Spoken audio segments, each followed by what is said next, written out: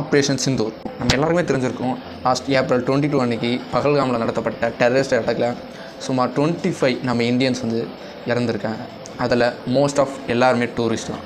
இதுக்கு தக்க பதிலடி கொடுக்குற விதமாக இப்போ நம்ம இந்தியா ஆப்ரேஷன் சிந்தூரை வந்து சக்ஸஸ்ஃபுல்லாக கம்ப்ளீட் பண்ணியிருக்காங்க. அதில் உள்ள டெரரிஸ்டோடைய பேஸ்ன்ற சொல்லக்கூடிய 9 இடத்துல இந்தியா வந்து அட்டாக் நடத்தியிருக்காங்க.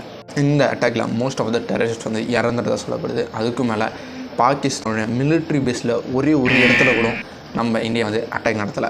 அதோட இந்தியாவிலேருந்து பாகிஸ்தான் எல்லைக்குள்ளே எந்த ஒரு ஏர்க்ராஃப்ட்டுமே போகாமல் இந்த அட்டாக்கை வந்து நம்ம இந்தியா வந்து மிசைல்ஸ் மூலமாகவே நடத்தியிருக்காங்க. நம்ம இந்தியாவை சேர்ந்த 2 உமன் கர்னல்ஸ் வந்து இந்த அட்டாக் வந்து நடத்தியிருக்காங்க.